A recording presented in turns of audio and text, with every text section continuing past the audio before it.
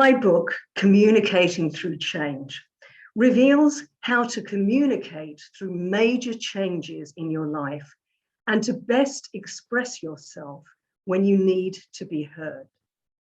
It addresses issues like divorce, bereavement, changing countries, changing careers, and other relevant challenges that we all meet at one point in our lives. I speak intimately of the loss of loved ones, life-threatening illness, and risky lifestyle changes. And by speaking of painful moments and experiences of change in my life, I share lessons learned, insightful tips, and practical exercises and uplifting affirmations for those who wish to embrace change rather than be its victim. I wrote the book because I wanted to give my readers hope, resilience, and clarity on how to move forward and to be able to gain inner strength and express yourself and speak up for yourself.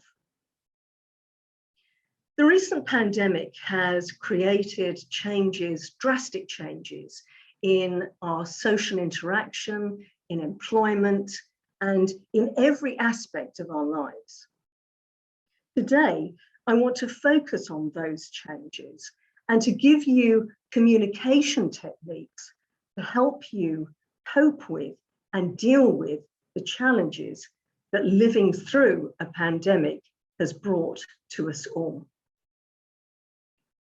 In the year 2020, COVID-19 came into our lives unexpectedly. We were free to socialize, we could be demonstrative and affectionate. We went to theatres, concerts, and dancing, and we would be meeting each other in large groups. And we have gone through lockdowns, social distancing, and wearing masks. We're afraid to be with loved ones because we don't want to bring illness and infection to them, particularly when we can't see them when they are ill in hospital. This pandemic is global. It's affecting everyone. Children who used to run and play freely are now keeping their distance. Students who are going into university, schools and colleges are finding that education is a very different world. And then when they go out into the world of work, that is quite unrecognizable. Most of us are working from home. All of those platforms that we used to use exceptionally when we couldn't meet with people are now the norm, because the exception is actually meeting in person.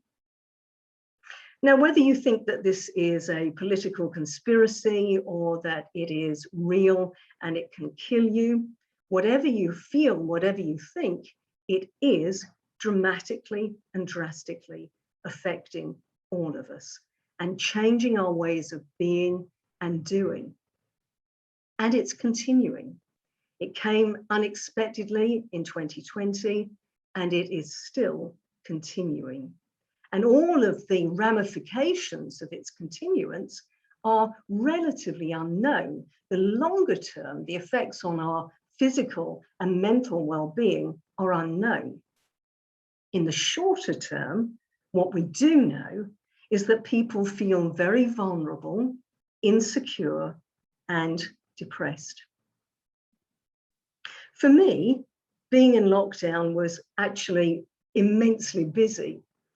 From teaching and training in person, all of that went online literally overnight.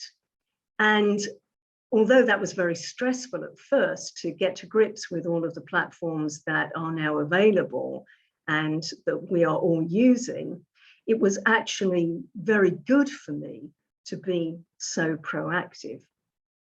it has also been immensely heartening that I have been able to help people communicate effectively using all these online platforms and to make an impact online and on camera. What I have learned is that, yes, this is a period of immense uncertainty and instability. But it's also a time for all of us to be able to take the time. I see it as being an opportunity. It's an opportunity to reevaluate, to restructure and rebuild. It's an opportunity to take the time to really think about what are your priorities. We know that it's really important for our physical and mental health to take care of ourselves as well as the people that we care for. And that is even more important now. Mental well-being, physical well-being of ourselves and our loved ones is immensely important. We can take the time to take care of ourselves and each other and really look at what is most important to us. We can read, we can write, we can communicate with everyone using these platforms and being very grateful that we have so many ways that we can still communicate. So what I have learned is that it is an opportunity to take the time to reassess, look at what are your values and your goals, and going forward, live your life strictly in accordance with those goals, with those values, with what is most important to you and your priorities. I'd like to share with you a communication exercise, some communication techniques, and I call this the Share Your Loss exercise. It's in 4 steps. The first step is this. Acknowledge that living through a pandemic is a time of loss. We have lost our usual way of living that was familiar and known to us. This is all unknown. Never deny the pain that you may be feeling or the anxiety. It is acceptable and helpful for you to acknowledge it and recognize it. So it is acceptable and helpful for you to acknowledge and recognize that you may be grieving for the loss of the life that you have known.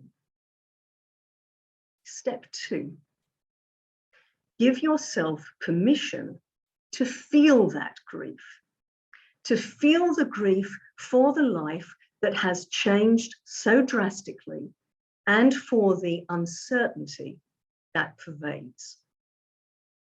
Step 3, write a list. Write a list of all the activities that you are missing and you feel that you cannot do any more, however small or however large. Write that list of all the activities that you feel that you are missing and that you have lost.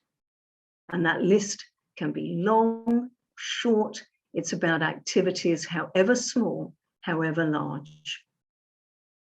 Step 4 is to share that list with somebody close to you and see if they have a list. See if their list is the same as yours. By sharing your feelings of loss, you will help yourself to express the way you are responding at this time, and you will see that it is acceptable for you to feel that way. And use affirmations. I find that using affirmations are always so helpful to reaffirm your positive means of moving forward. And if you've just done my share your loss exercise, it's going to help you to move forward. And that's what we always do when we are grieving. So the sort of affirmations that you can use are as follows. I have control of my world and adjust it for my benefit despite this enforced change. Let me repeat that.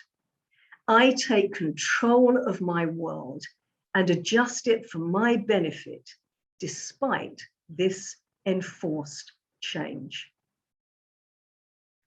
This period without structure and routine gives me time to restructure, rebuild, and redevelop new ways of being.